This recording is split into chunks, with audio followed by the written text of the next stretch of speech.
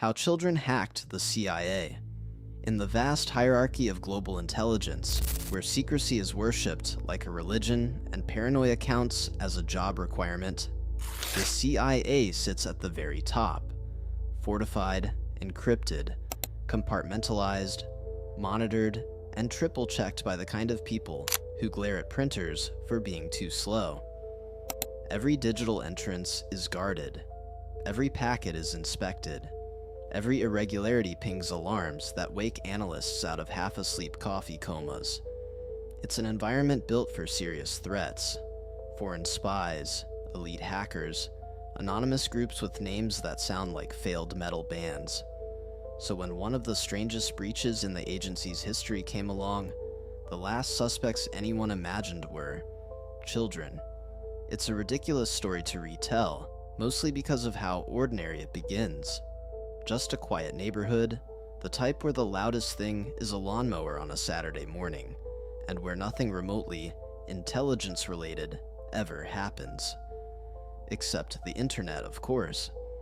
The same internet every kid grows up on. These kids were curious, bored, and fascinated with computers, which is a dangerous combination when you think about it. They were simply intrigued by how things worked. This innocent, extremely ill-advised line of curiosity is what nudged them toward a forgotten piece of digital debris orbiting the CIA's infrastructure. Imagine an old closet in an old building that everyone assumes someone else emptied out years ago. That's what this server was. Outdated, unmonitored, still connected, and labeled in a way that suggested it was about as important as a broken office lamp. The CIA had upgraded everything around it, but this lonely server, it slipped through the cracks, because every giant organization has at least one thing nobody remembers owning. To the kids, it looked like an abandoned portal, not dangerous, not secure, just there. A login mechanism from the technological Stone Age greeted them. Something so old, so neglected, and so vulnerable that even a gentle digital cough probably would have broken it. One experiment led to another, a couple of guesses, a few lines of input they didn't even fully understand, and suddenly the screen changed. No warning, no fireworks, no skull and crossbones graphic. Just a list of files with names that were very obviously not meant for curious teenagers.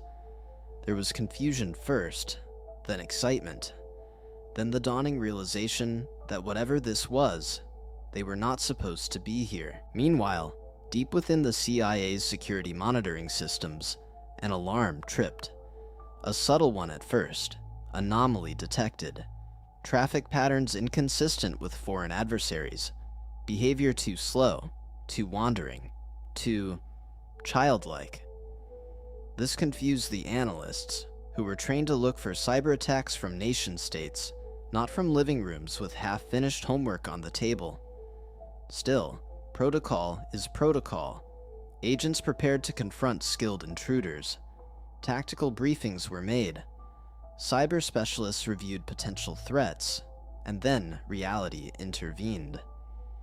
Instead of a shadowy hacker collective, they found startled parents opening the door, and a group of kids who looked like they were about to be grounded for the rest of their natural lives. Nobody resisted. Nobody denied anything. The internal review that followed was brutal, but mostly brutal toward the agency itself.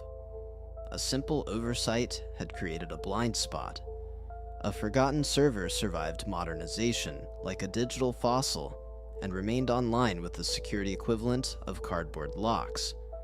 No classified data was accessed. Nothing important leaked. But the embarrassment was unforgettable.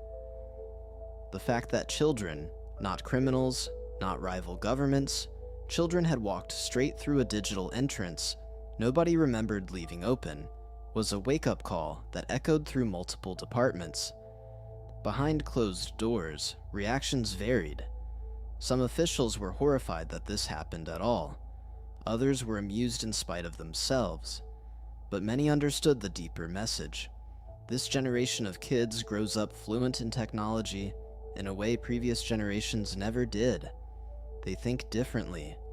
They explore differently. They break things without meaning to, simply because they don't know the rules they're supposedly breaking.